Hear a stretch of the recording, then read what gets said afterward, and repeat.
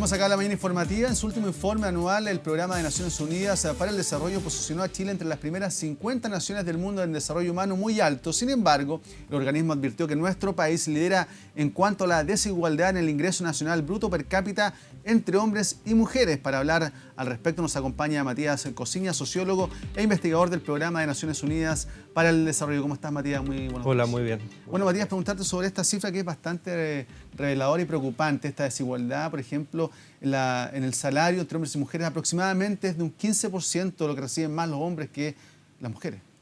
Sí, bueno, primero muchas gracias por la invitación.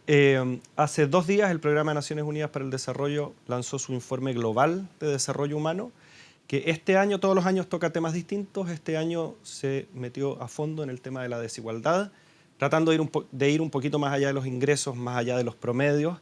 Y efectivamente revela que Chile aparece en el primer lugar de América Latina en términos de desarrollo humano, del índice de desarrollo humano. Aparece en el lugar número 42 del mundo, al igual que el año 2017. Y sin embargo, ya que estamos hablando, digamos, de ir más allá de los promedios, esta buena ubicación en América Latina y esta buena ubicación en el mundo, si uno ajusta por desigualdad, y ese es otro índice que se calcula, el país cae 14 puestos a nivel mundial. Cae 2 puestos en América Latina, queda por detrás de Argentina y por detrás de Uruguay. Y bueno, y el informe efectivamente revela importantes diferencias y avances en el tema de las desigualdades de género. ¿A qué se debe esta desigualdad tan grande que aún existe entre hombres y mujeres? Déjame contarte un segundito un poco cómo se construye el índice, qué es lo que nos dice exactamente, y yo creo que eso va a responder en parte la pregunta. El PNUD lo que calcula es, entre otros indicadores, el índice de desarrollo humano para hombres y mujeres por separado y después los compara, ¿no? ¿Qué porcentaje es el índice de desarrollo humano de mujeres comparado con el de hombres? En ese indicador, que se llama Índice de Desarrollo de Género, Chile aparece por debajo del promedio de América Latina y aparece en el lugar 86 en el mundo, o sea, mucho más atrás.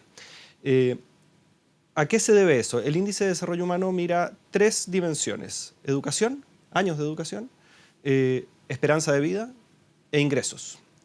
En educación, hombres y mujeres están a la par. De hecho, las mujeres tienen incluso un poco más de años de educación. En esperanza de vida, también muy similar, con las mujeres también con mayor esperanza de vida, es en la dimensión de los ingresos donde se concentra la desigualdad de género en el indicador y que explica, digamos, esta caída en el ranking cuando se mira el tema de género. ¿Cómo se construye esto? Se calcula lo que se llama el ingreso nacional bruto per cápita para hombres y mujeres, y ahí lo que se considera son qué porcentaje de hombres y qué porcentaje de mujeres participan del mercado laboral formal, remunerado, porque hombres y mujeres trabajan a la par, pero hay mucho trabajo que las mujeres hacen en la casa, digamos, en labores de cuidado no remunerado. ¿Cuáles son las diferencias de ingreso de aquellos que efectivamente participan del mercado laboral y qué proporción, digamos, de hombres y mujeres están en distintas industrias con distintos salarios? ¿Por qué se explica esta diferencia? En parte por desigualdades de ingresos dentro de los puestos de trabajo, pero sobre todo porque hombres y mujeres se distribuyen de manera desigual en distintos sectores de la economía que tienen salarios muy distintos. Ya, y en respecto de salario, ¿a qué se debe aunque esa desigualdad sea tan grande en el ingreso tanto de hombres y mujeres, siendo, por ejemplo, que muchas veces ocupan el mismo cargo y una mujer gana mucho menos que un hombre? Algo completamente injusto también. Bueno, hay varios estudios ahí. Una cosa, digamos, es que efectivamente hay cierto nivel de discriminación, pero es difícil de determinar y no es el factor más importante probablemente, de discriminación explícita, de diferencias salariales entre personas que están en el mismo cargo. Ocurre que en parte las mujeres de manera, digamos, desproporcionada respecto a los hombres se hacen cargo de las labores de cuidado de niños, de ancianos, de personas con discapacidad en los hogares, y eso implica carreras laborales interrumpidas por periodos, y eso dificulta, digamos, las trayectorias laborales ascendentes vis a vis los hombres, y sobre todo una concentración de mujeres en algunas industrias, algunos sectores de la economía que en promedio pagan menos salarios. Por ejemplo, en labores de cuidado remuneradas en este caso, versus otras industrias, no sé, la minería, por ejemplo, el porcentaje de hombres es muy alto y el nivel de salario es muy alto. Sí, Matías, por ejemplo, yo te quería preguntar el caso de las mujeres que llegan a cierta edad, que están con un buen trabajo y quieren tener familia. ¿Ah? Y en este caso ella tiene que ausentarse por razones obvias de su trabajo. En este sentido, ¿ser mamá perjudica el ascenso en el trabajo y además en el salario? Bueno, tiene un efecto sin duda en las trayectorias laborales. En algunos casos hay discriminación de parte de algunos empleadores por el hecho de que una mujer sea potencialmente madre, ni siquiera porque efectivamente lo sea, pero políticas como el postnatal, por ejemplo, más extendido, de 6 meses, efectivamente ayudan a poder, digamos, conjugar ambas tareas. Dicho eso, aún hay mucho trabajo por hacer en políticas de cuidado, en tener una política de cuidado que sea nacional, que sea, digamos, estatal, que esté amparada por la ley, que permita que en el hogar la distribución de tareas sea más igualitaria y en la relación entre el trabajo en el hogar y el trabajo remunerado en el mercado laboral, hombres y mujeres, digamos, puedan desarrollar sus carreras de manera mucho más igualitaria. Por ejemplo, también algo que también le afecta a las mujeres es la cultura de nuestro país, también donde existe un patriarcado, es más machista, donde la mujer muchas veces el sueldo se ve como un segundo sueldo, que como que llega a aportar un poco del ingreso total del hogar. Eso también obviamente que finalmente es más visto y perjudica a las mujeres al momento de recibir un sueldo más igualitario. Bueno, en eso este informe es bien interesante porque trae buenas noticias en la dimensión, si se quiere, cultural o de las normas, ¿no? De cuál es el imaginario de las personas respecto de cuál es la relación entre hombres y mujeres en esta dimensión.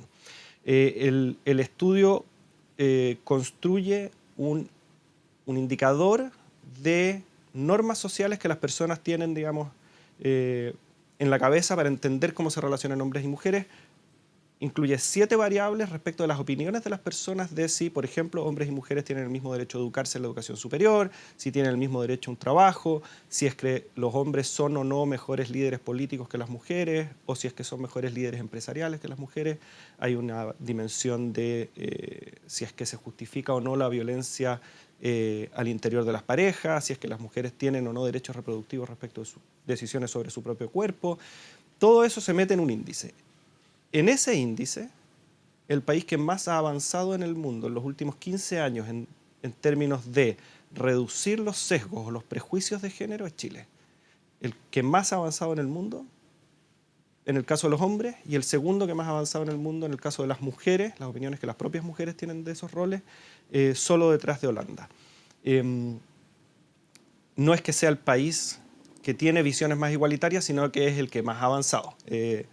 Está hoy día en una posición, digamos, si se quiere, de percepciones más igualitarias que el resto de América Latina. Entonces, en esa dimensión, en la dimensión cultural propiamente tal, ha habido enormes avances y es posible que esos cambios culturales vayan a impactar la dimensión más estructural, más de la economía, ¿no? Y en ese sentido, lo que está haciendo, por ejemplo, esta agrupación, Las Tesis, donde ha salido a manifestarse en nuestro país, esto ha sido replicado en gran parte del mundo con la violencia sexual, pero también acá se habla de otros temas también, de la violencia psicológica, la violencia, en este caso laboral, que podría haber hacia las mujeres con pagarles menos por hacer los mismos trabajos, algo que lo decíamos es injusto y es violento también para ellas. Sí, sin duda. Yo creo que uno de los hitos, digamos, más relevantes de la movilización social de los últimos 50 y tantos días ha sido efectivamente la movilización de mujeres, la performance, digamos, la intervención que hace el grupo Las Tesis y que ha sido replicada en todo el mundo. Yo creo que efectivamente la visibilización de las desigualdades de género y los efectos que eso tiene sobre la vida y la biografía de las mujeres ha sido tremendamente importante y yo creo que va a tener probablemente consecuencias importantes en términos culturales.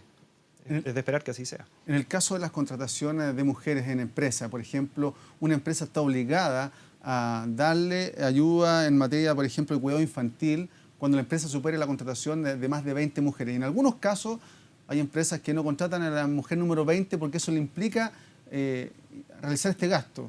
Obviamente eso también perjudica en el tema económico y es desigual para el ingreso de las mujeres en el tema remuneración. Sin duda, yo creo que uno de los desafíos que hay hacia adelante, habida cuenta de estos datos, digamos, que muestran que efectivamente el país tiene una deuda, si se quiere, o tiene, digamos, mucho que avanzar en el tema de igualdad de género, es que tenemos que avanzar hacia un sistema integral de cuidado de los niños, de los adultos mayores, de protección de la familia, de las personas con discapacidad, que sea neutral en términos de género, ¿no? Para eso tiene que haber, por ejemplo, regulado al momento de firmar contrato, que la empresa lo tenga explícito, a tal cargo que llegue un hombre o una mujer deben ganar lo mismo.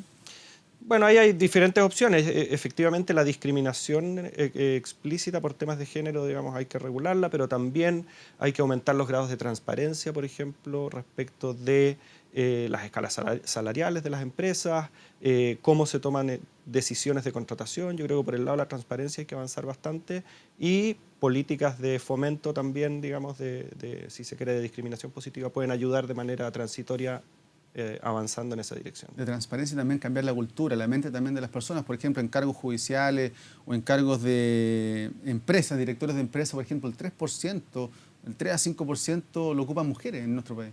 Sí, efectivamente, en la parte alta, digamos, de la distribución de ingresos, o más bien, en las secciones de dirección de las empresas todavía hay mucho que avanzar. Yo creo que ha habido un avance en el mundo de las empresas públicas, por ejemplo, el avance ha sido bastante acelerado, y una de las cosas que pasa es que cuando uno establece políticas de discriminación positiva y más mujeres entran en el espacio de tomas de decisiones, eso también genera un círculo, digamos, virtuoso, en que es más fácil que entren más mujeres y que se vuelva más paritario el espacio de toma de decisiones. Para gente que uno lo entiende, dueños de empresas o de organismos públicos, judiciales, ¿por qué es importante que la mujer esté presente en cargos de alta toma de decisiones? Bueno, yo creo que hay temas como normativos, si se quiere, de justicia y del tipo de resultados que uno quiere esperar, ¿no? Primero, las mujeres son más del 50% de la población.